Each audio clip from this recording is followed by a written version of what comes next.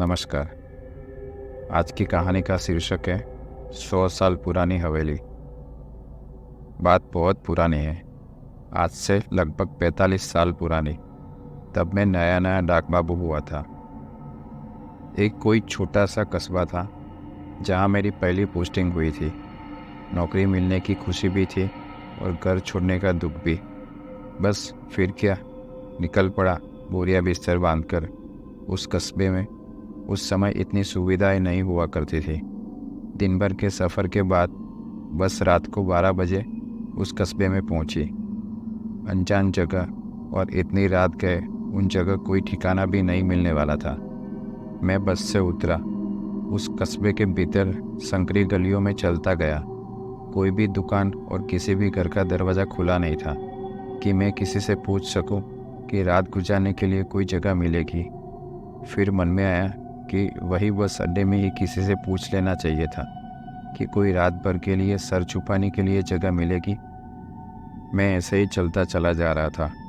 तभी गली से हटकर थोड़ी दूर एक बड़ा सा हवेली मुना मकान दिखा जहाँ से रोशनी आ रही थी। मैंने सोचा, चलो कोई तो मिला जो अभी तक जाग रहा है। इसी के घर वालों से पूछते हैं, यहाँ कोई रात भर के ठहरने की व्यवस्था हो जाए तो। मैं उस बड़े मकान के पास पहुंचा तो वो सच में मकान नहीं, हवेली थी। दरवाजे के पास जाकर उसे खटखटाते वक्त थोड़ा संकोच तो हुआ, लेकिन मैंने भी बेशर्म बनकर दरवाज़ा खटखटा ही दिया। क्या करूं, मजबूरी थी।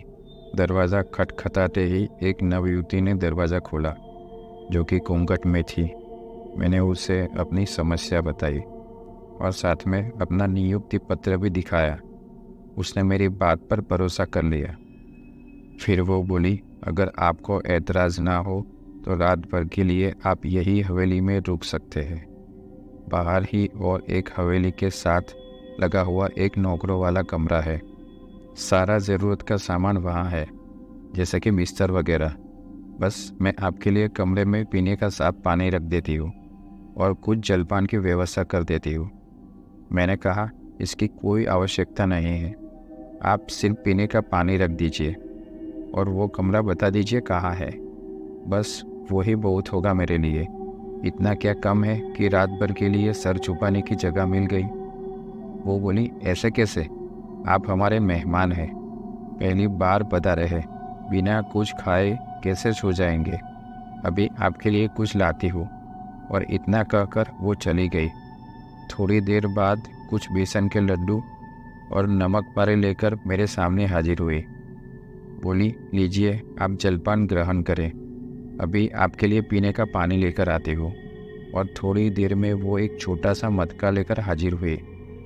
थोड़ी देर खड़ी रहकर बोली, एक बात कहनी थी आपसे। मैंने कहा, कहिए। वो सकुचाते हुए बोली, ये पत्र मैंने अपने पति को लिखा है। वो परदेश में गए थे पढ़ने, अभी तक लौटे नहीं हैं। आप तो डाक बाबू है, क्या ये पत्र आप मेरे पति तक पहुंचा देंगे? मैंने कहा, क्यों नहीं। और वो पत्र मैंने उससे ले लिया और वो चली गई। मुझे रात को बहुत गहरी नींद आई। सुबह किसी शोर से मेरी नींद खुली। शायद रोड पर कोई नगर पालिका का कर्मचारी झाड़ू लगा रहा था। मैं बाहर आया। वो आदमी मुझे देखकर चौंक गया। मैंने उससे पूछा, क्या हुआ? उसने कहा, आप इस 100 साल पुरानी टूटी फूटी हवेली में क्या कर रहे हैं? मैंने कहा, नहीं तो, ये तो रात को एकदम सही सलामत थी। उसने कहा, ऐसा ही होता है, यहाँ जो भी आता है 100 साल पहले इस हवेली की मालकिन ने अपने पति का इंतज़ार करते करते यहाँ दम तोड़ दिया था, लेकिन वो कभी किसी को नुकसान नहीं पहुँचाती। मैंने अपनी जेब में हाथ डाला तो वही पत्र निकल आया जो किसी ने इस पत्र को 100 साल पहले इस हवेली में लिखा था। तो दोस्तों, कैसी लगी आपको आज की ये कहानी? कमेंट में अपनी राय ज़रूर बताना और मेरी आवाज़ में और कहानी सुनने के लिए हमारी चैनल को सब्सक्राइब करें और अपने दोस्तों के साथ ये वीडियो शेयर ज़रूर करें। धन्यवाद।